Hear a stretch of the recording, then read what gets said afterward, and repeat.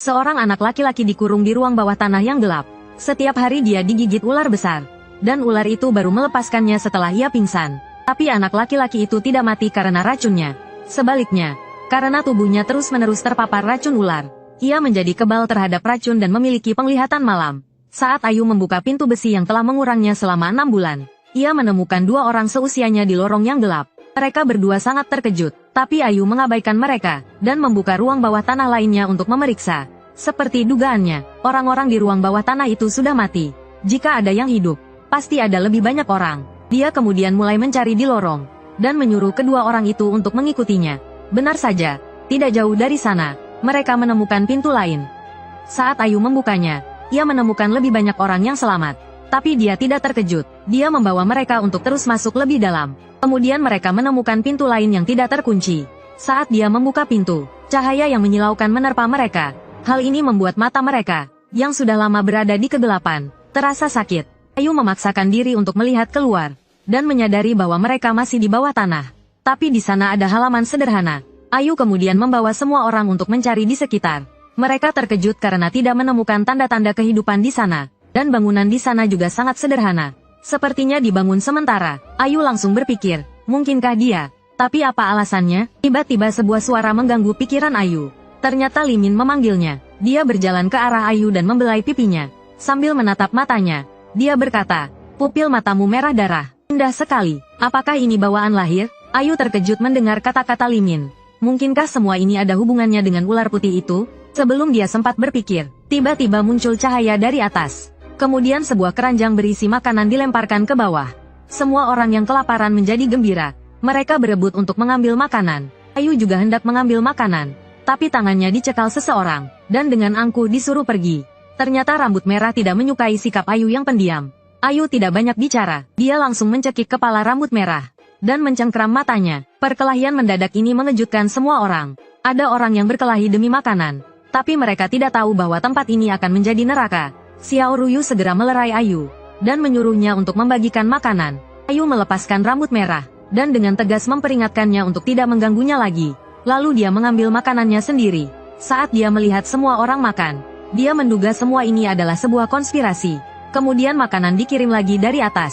Tapi kali ini makanannya hanya setengah dari sebelumnya. Seperti duga Ayu, makanan akan berkurang setiap harinya, sampai hanya tersisa beberapa orang yang bisa keluar.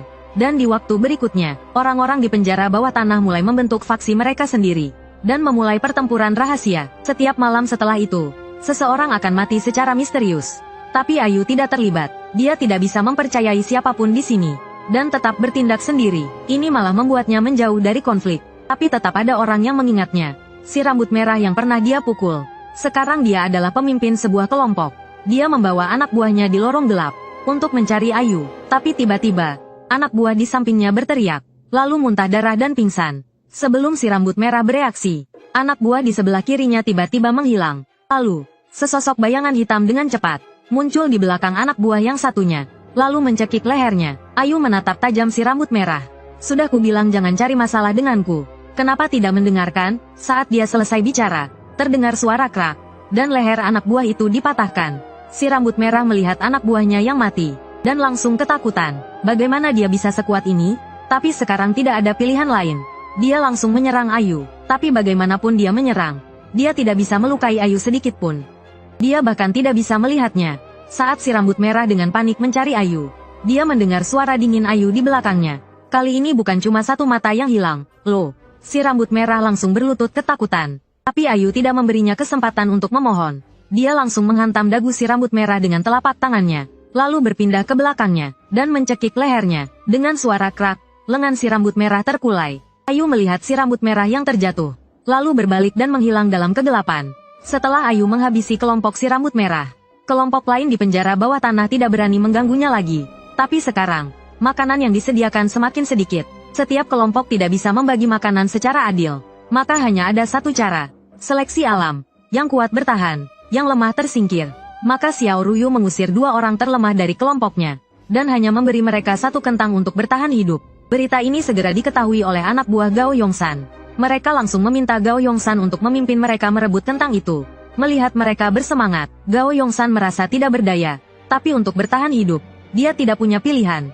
Dia pun membawa mereka pergi. Saat itu, Gao Yongsan menyadari ada yang tidak beres. Tapi sudah terlambat. Anak buahnya melihat kentang itu akan dimakan.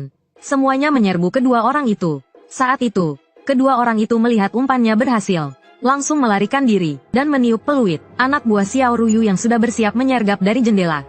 Hanya dalam sekejap, semua anak buah Gao Yongsan ditaklukkan. Dia pun dikepung. Xiao Ruyu perlahan mendekat. Gao Yongsan langsung memohon padanya, agar Xiao Ruyu mengampuni anak buahnya. Bunuh dia saja, namun, hanya mendapat jawaban dingin. Bunuh semua, jangan sisakan satupun. Xiao Ruyu mengerti, untuk bertahan hidup di tempat yang keras ini, ia harus kejam dan bengis. Kemudian, para bawahannya tanpa ampun membantai semua orang Gao Yongsan. Semua ini disaksikan oleh Ayu yang duduk di atap. Akhirnya ia tahu mengapa mereka, anak-anak ini, dikurung di sini. Tujuannya adalah untuk membuat mereka terbiasa dengan semua yang ada di sini dan menyukai rasa membunuh. Mereka sedang dilatih menjadi mesin pembunuh tanpa ampun. Ayu mengerutkan keningnya. Apakah tidak ada cara lain? Tiba-tiba, cahaya muncul di langit. Semua orang mengira waktu pemberian makanan telah tiba, dan dengan semangat berpikir untuk merebut lebih banyak makanan. Tapi ekspresi Ayu sangat tegang, seolah-olah sedang waspada terhadap sesuatu. Terlihat beberapa orang berjubah merah dan bertopeng turun dari atas. Sebelum mereka sempat terkejut, mereka dipukuli dengan tongkat oleh orang-orang bertopeng. Anak-anak itu dipukuli tanpa bisa melawan, dan semuanya jatuh tersungkur. Ayu juga dipukuli dengan kejam, tapi tidak melawan, karena sebelum memahami situasinya, dia yang berbeda, tidak boleh menarik perhatian mereka. Saat itu, 3 orang bertopeng dengan 1, 2, dan 3 garis di topeng mereka muncul di hadapan mereka. Orang bertopeng dengan 1 garis, sang pemimpin, berkata dengan dingin. Mulai sekarang, akulah satu-satunya pemimpin kalian. Namun, ada orang bodoh yang berani menentang. Kemudian, orang berjubah merah di sebelahnya, langsung menebasnya hingga tewas. Melihat itu, semua orang ketakutan dan tidak berani bersuara. Ternyata, semua yang terjadi di penjara bawah tanah berada di bawah kendali mereka. Metode latihan unik yang mereka gunakan terinspirasi dari ilmu Gu. Mereka menempatkan semua serangga dan ular beracun dalam satu wadah, dan membiarkan mereka saling bertarung dan memangsa. Hanya yang terkuat yang bisa bertahan hidup. Dari anak-anak yang selamat ini, Xiao Ruyu adalah yang terkuat. Selain itu, Song Tianyu dan Jiang Ri juga termasuk yang menonjol. 1 garis kemudian menanyakan tentang Ayu, satu-satunya yang selamat dari zona neraka. Ia hanya mendapat jawaban singkat, masih hidup. Hal ini membuat 1 garis sangat tidak puas.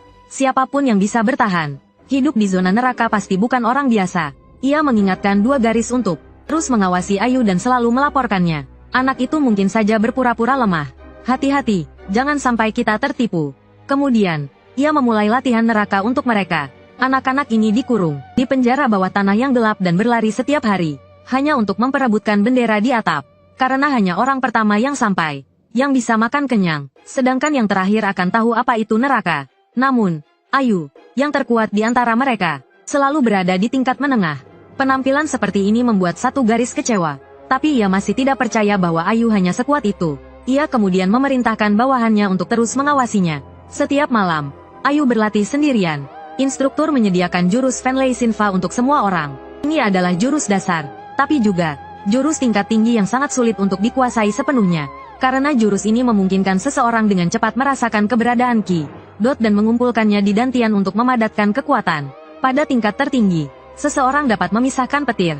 Namun, hingga saat ini, belum ada yang mencapai tingkat tertinggi. Tetapi, sepertinya pengalaman digigit ular sendiri membuat Ayu lebih mudah berlatih jurus ini daripada siapapun. Ini juga membuat kekuatannya meningkat pesat. Namun, Ayu tidak ingin terlalu dini menunjukkan kekuatannya di tempat yang rumit ini. Tetapi, tidak peduli bagaimana Ayu menyembunyikannya, masih ada orang yang mencari masalah dengannya. Dalam satu sesi latihan rutin, lawannya mencoba membunuhnya. Hampir setiap tebasan mematikan. Untungnya, Ayu berhasil menghindarinya. Tetapi lawannya, dengan kekuatannya yang meningkat karena latihan keras, terus-menerus menyerang Ayu. Ia bahkan menggunakan senjata rahasia, bersumpah untuk membunuh Ayu. Namun, ini juga dengan mudah ditangkis oleh Ayu.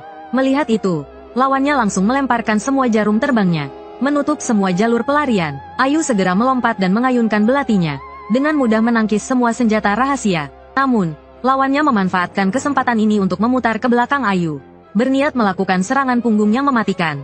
Sayangnya, Ayu sudah membaca gerakannya. Ia berbalik dan menangkis serangan mematikan itu. Tetapi untuk menyembunyikan kekuatannya, Ayu hanya bertahan, tidak menyerang. Ini membuat lawannya semakin sombong. Menyadari bahwa hanya bertahan tidak akan menyelesaikan masalah, Ayu benar-benar marah. Ia langsung melemparkan belatinya, dan tidak lagi menyembunyikan kekuatannya. Ia membalikkan badan dan menendang lawannya. Tendangan itu membuat lawannya muntah darah. Ia langsung meraih pergelangan tangan lawannya, dan melakukan tendangan lutut yang kuat. Lengan lawannya langsung patah. Melihat lawannya terduduk di tanah, Ayu ragu apakah harus membunuhnya atau tidak untuk mencegah masalah di kemudian hari. Tiba-tiba, terdengar suara dari belakangnya. Apa yang kau lakukan? Kenapa tidak kau bunuh dia? Ini langsung membuat Ayu ketakutan. Kapan kau datang? Orang yang datang adalah pemimpin 1, Ichi. Tanpa menunggu Ayu berpikir panjang, sebuah pedang panjang mendarat di lehernya. Kecepatan pedangnya begitu cepat sehingga mata telanjang tidak dapat melihatnya. Saat Ayu mengira ia akan mati hari ini, pedang itu perlahan diturunkan. Pemimpin Ichi mengingatkan, seorang pembunuh tidak boleh meninggalkan jejak apapun, atau musuhmu akan tahu asalmu. Setelah mengatakan itu, ia berbalik dan pergi. Ini adalah pertama kalinya dalam 6 tahun pemimpin Ichi dan yang lainnya melepas topeng mereka. Mereka sedang mendiskusikan apakah akan mengerahkan semua orang untuk misi pembunuhan ini.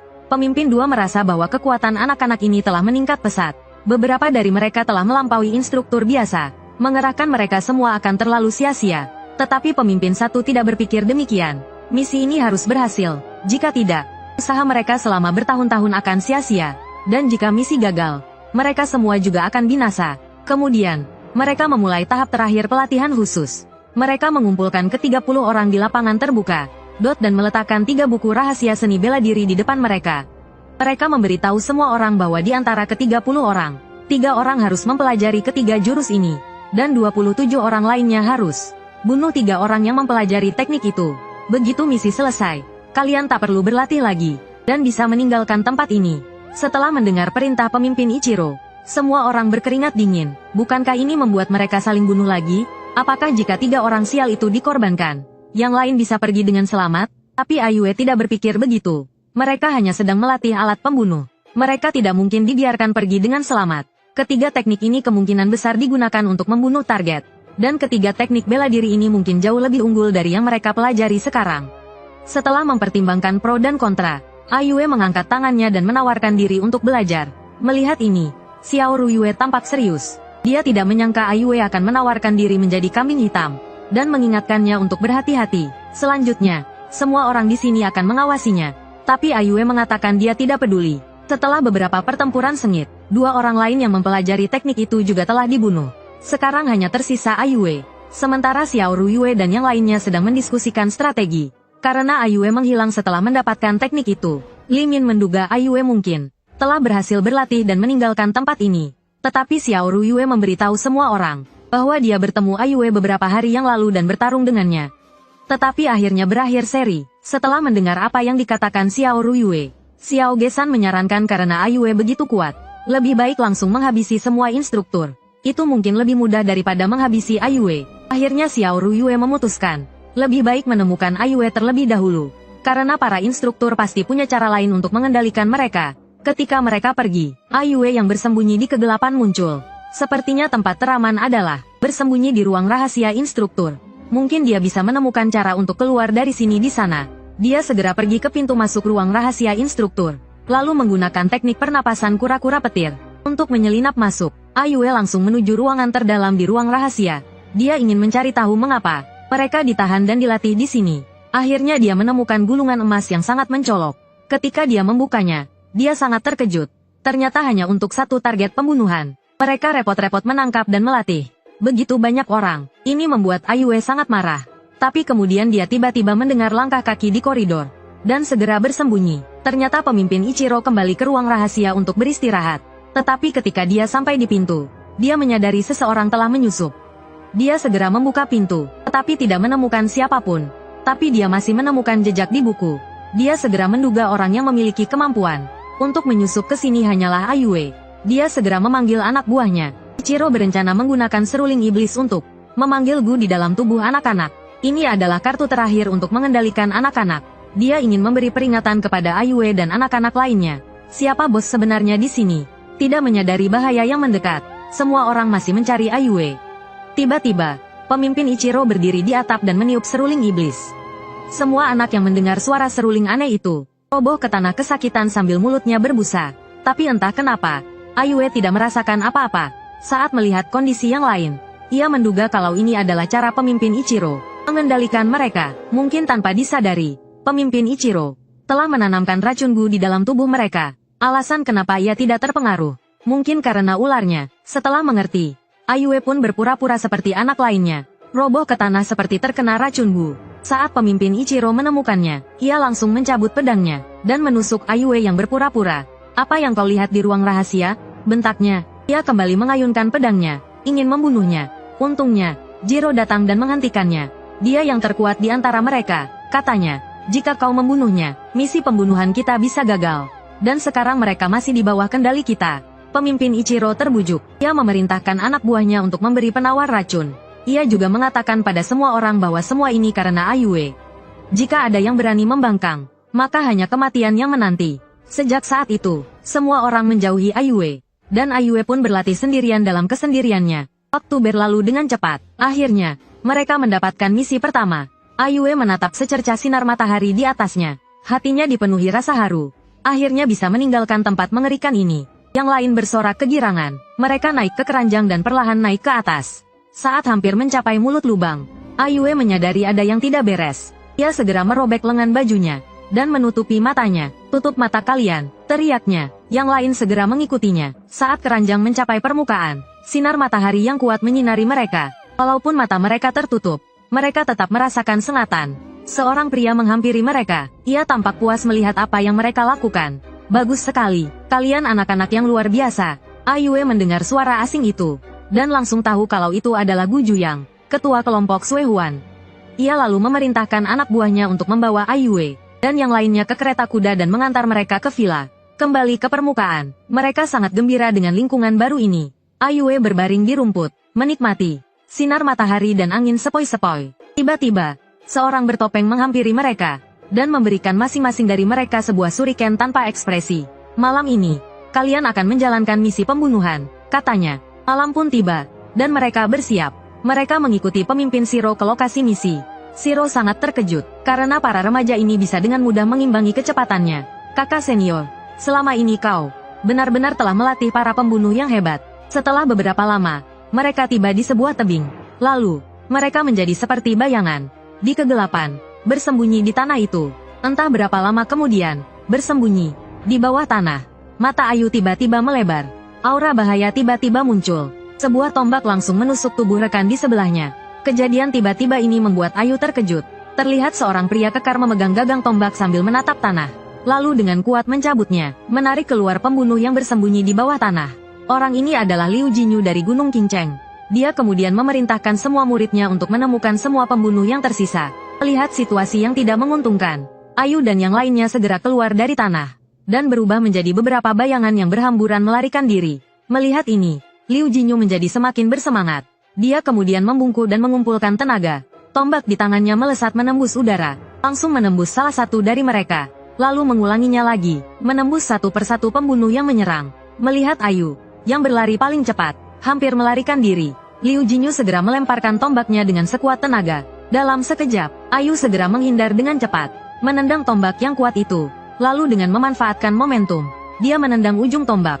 Tombak itu melesat seperti kilat, langsung menuju Liu Jinyu. Tapi melihat tombak yang terbang cepat ke arahnya, dia justru berdiri diam tanpa niat untuk menghindar. Lalu tombak itu langsung menancap ke tanah di belakangnya. Telinga Liu Jinyu hanya tergores sedikit. Mencium bau darah membuatnya sangat bersemangat.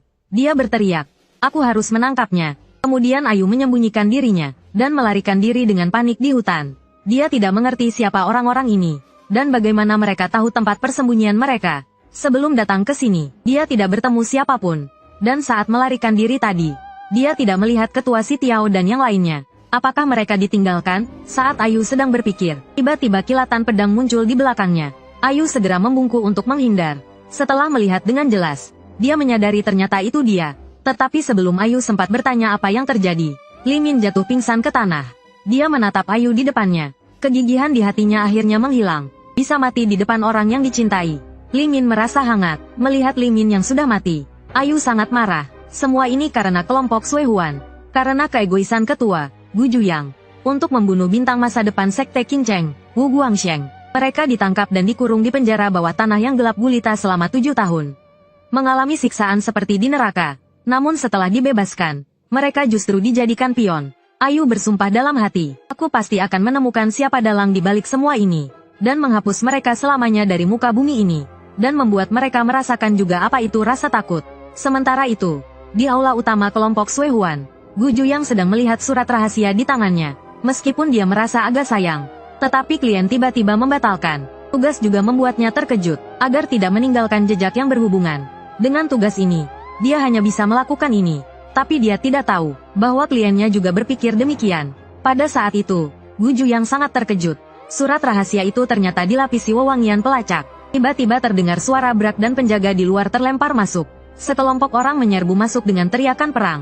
Gu Juyang sangat marah. Dia tidak menyangka kliennya begitu tidak tahu aturan. Dia langsung menghunus pedangnya. Hanya dalam satu gerakan, dia langsung memenggal kepala semua orang di depannya. Sebelum Gu Juyang sempat beristirahat, seberkas cahaya menyilaukan menyerangnya. Serangan yang kuat ini sulit ditahan oleh Gu Juyang. Tapi dia tidak punya jalan mundur. Dia langsung mengayunkan pedangnya untuk menangkis. Tanpa disangka, hanya dengan satu gerakan, Gu Juyang terluka parah. Dia berdiri sambil bersandar pada pedangnya. Setelah melihat siapa yang datang, ternyata itu Dusin Zhenghua dari Sekte Emei. Jadi, kliennya pasti dia. Zhenghua tidak memberi Gu Juyang kesempatan untuk berpikir. Dia segera mengumpulkan energi dalamnya yang dahsyat, bersiap untuk menghabisinya. Gu Juyang sangat menyesal, jika dia menyelidiki sebelum menerima tugas ini. Mungkin dia bisa menghindari bencana ini. Tapi keputusan yang salah ini, telah membawa kelompok Suehuan ke jurang kehancuran. Menghadapi lawan yang begitu kuat, Gu Juyang memutuskan untuk bertarung habis-habisan. Dia langsung menyerbu Zhenghua. Dua ahli bela diri itu beradu lagi. Menghadapi serangan putus asa Gu Juyang, Zhenghua sangat terkejut. Seorang pemimpin kelompok pembunuh kecil, ternyata memiliki kekuatan yang mengerikan. Jika disergap dalam kegelapan, bahkan dirinya sendiri akan sulit lolos tanpa cedera. Saat ini, Gu Juyang juga tidak percaya. Serangan terkuatnya, ternyata tidak berarti apa-apa di hadapan Zhenghua. Sepertinya hari ini adalah akhir dari kelompok Suehuan. Pada saat ini, pemimpin Sekte Emei, Lao Fasi, juga telah tiba. Gu Juyang berteriak padanya, bagaimana kau bisa memperlakukan kelompok Suehuan seperti ini? Kami telah melakukan semua yang kau minta. Kau iblis yang berpura-pura menjadi sekte yang benar. Tanpa menunggu dia selesai bicara, Lao Fasi langsung membunuhnya dengan tongkatnya. Kemudian dia memerintahkan semua orang untuk membersihkan sisa-sisa kelompok itu. Di sisi lain, pemimpin Yi Tiao juga terluka parah dan sekarat. Lawannya adalah murid kedua Sekte Emei, Sulan. Di saat-saat terakhir hidupnya, dia juga menyesal. Setelah menjadi pembunuh selama bertahun-tahun, ternyata dia bahkan tidak sebanding dengan murid Sekte Emei. Kemudian dia pun roboh bersimbah darah. Sejak saat itu, kelompok Suehuan lenyap dari dunia persilatan. Sementara itu, Aiyue telah tiba. Di kediaman target pembunuhannya, Wu Guangshen dari Sekte Qingcheng. Dia akan melanjutkan misi pembunuhannya. Saat malam tiba, dia pergi ke kamar Wu Guangshen tapi tidak menemukannya di sana.